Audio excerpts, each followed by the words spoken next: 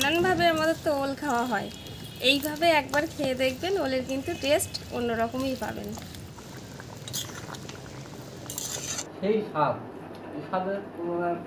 নমস্কার, আমার চ্যানেলের সব বন্ধুদের জানাই আমার আন্তরিক ভালোবাসা। আজকে কিন্তু আমি একদম ওল দিয়ে কাতলা মাছের মাংসের সাথে রান্না করব। তাহলে দেখতে থাকুন আমি কিভাবে ওল দিয়ে মাংসের সাথে রান্না করি কাতলা মাছ। 5 পিস কিন্তু কাতলা মাছ নিয়ে নিয়েছি, একদম টাটকা, আর সঙ্গে থাকছে টাটকা ওল। এই ওলের আধখানা আমি কিন্তু কেটে নিয়েছিলাম, এবার আমি কাটবো ওলটা। তার সময় এই যে শব্দটা হচ্ছে দেখুন, এই শব্দটা শুনলেই বোঝা যায় যে ওলটা ভালো ওল।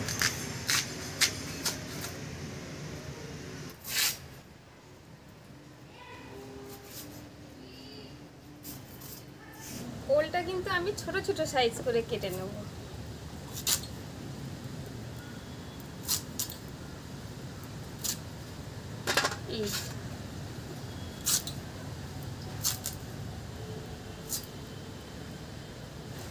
ওলগুলো কিন্তু আমার কেটে নেওয়া হয়ে গেল।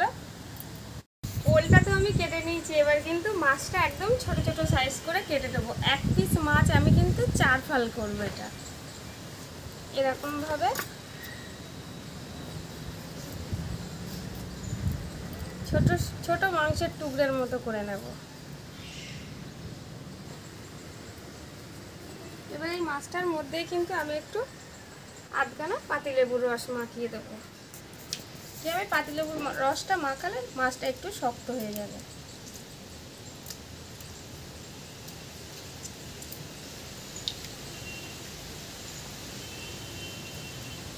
এইভাবে থাক 10 মিনিট মতো। উনুনটা কিন্তু আমি ধরিয়ে নিচ্ছি।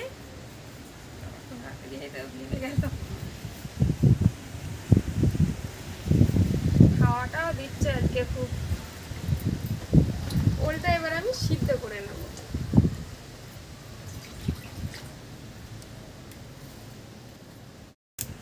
ওল প্রতি সবসময় একটু জল উষ্ণ গরম হলে দিলেই ভালো হয়। একটু উষ্ণ গরম জলের মধ্যে কিন্তু আমি দিয়ে দিচ্ছি। লবণ দিয়ে দেবো অল্প, আর একটু হলুদ।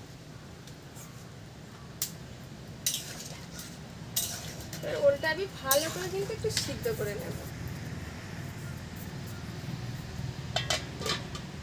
এবার কিন্তু আমি মশলাটা বেটে নেব। আর দেখুন মশলায় কি কি লাগছে। আমি একটু আদা রসুন আর একটু জিরে মরিচ নিয়েছি, এটা বেটে নেবো। আর একটু নারকেল বেটে নেবো। আর এগুলো এইভাবেই থাকবে।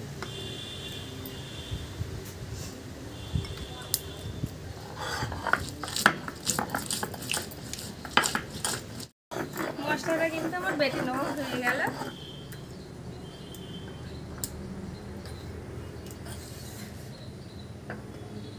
এবার কিন্তু আমি নারকেলটাও বেটে নেব। নারকেল বেটে কিন্তু নারকেলের দুধটা আমি বের করে নেব। একটু জল দিয়ে বাটি।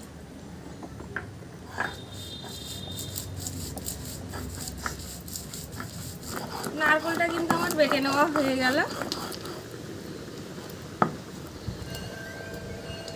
এবার একটা ছেঁকনি নিয়ে নিয়েছি, এইভাবে করে আমি নারকেলটা ছেঁকে নেব। দেখুন নারকেলের দুধটা কিন্তু বেরিয়ে যাচ্ছে।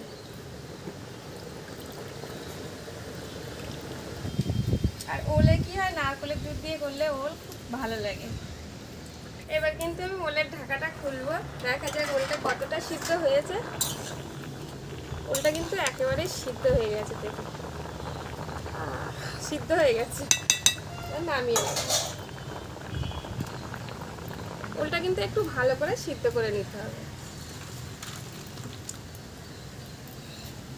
এবার কিন্তু আমি ওলটা নিয়ে নেব প্রথমেই, তারপরে লেবু মাখানো মাছটা কিন্তু আমি লেবুর উপর থেকেই নিয়ে নেব, রসটা নেব না, মাছটা কিন্তু শক্ত হয়ে গেছে। তারপরে দেব পেঁয়াজ কুচি, লঙ্কা কুচি, নারকেলের দুধটাও দিয়ে দেব, পরিমাণ মতো হলুদ গুঁড়ো, স্বাদ মতো লবণ, আদা রসুন জিরে বাটা একসঙ্গে, এটা সর্ষের তেল। একসঙ্গে এটা কিন্তু ভালো করে মাখিয়ে নেব।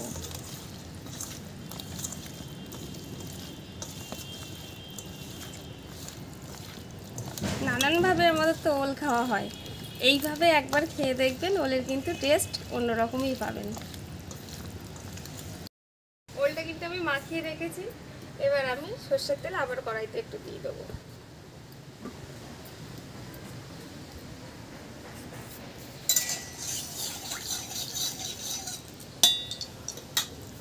ফোড়নে দেবো কাঁচা শুকনো লঙ্কা, জিরে আর তেজপাতা।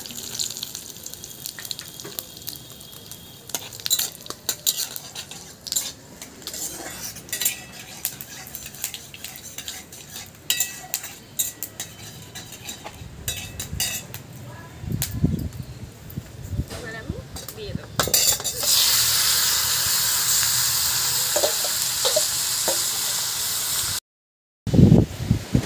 ওলটা দেখুন একেবারে কিন্তু ফুটে গেছে, আর একটু সামান্য জল দিয়ে আমি কষে নিলাম যাতে কাঁচা গন্ধটা না বেরোয়। এবার কিন্তু আমি আবারও একটু জল দিয়ে দেবো, দিচ্ছি।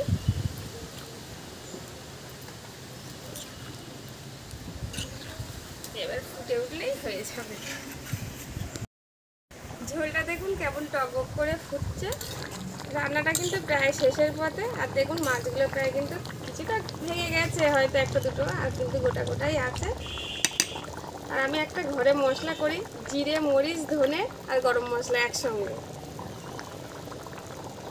কোচানো ধনে পাতা।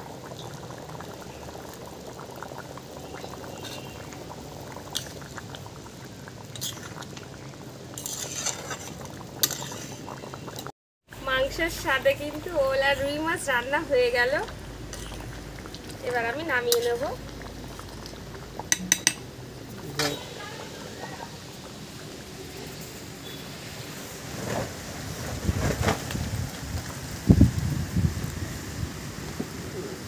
বন্ধুরা, আজকে খুব দারুণ একটা টেস্টি খাবার নিয়ে নতুনত্ব একদম বসে গেছি।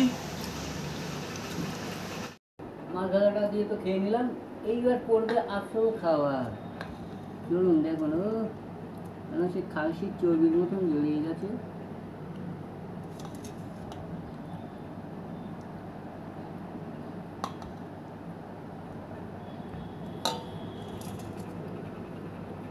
মাছগুলো দেখুন,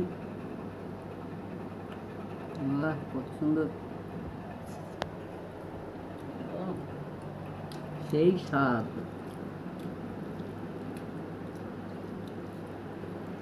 ওগুলো একদম তুলে গেছে।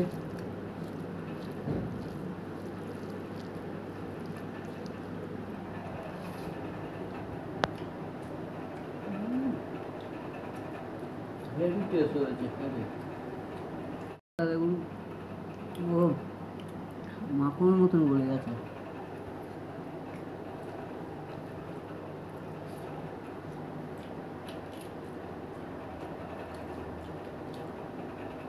সেই স্বাদ, এই স্বাদের কোনো জায়গা নেই। আপনারাও বাড়িতে এইভাবে করে খেয়ে অবশ্যই দেখবেন, ইচ্ছা হবে পরের বার আবার করে খায়। তো বন্ধুরা, আজকের মতন আমাদের ভিডিও এই পর্যন্ত। আসছে আর পরের মতন, টাটা।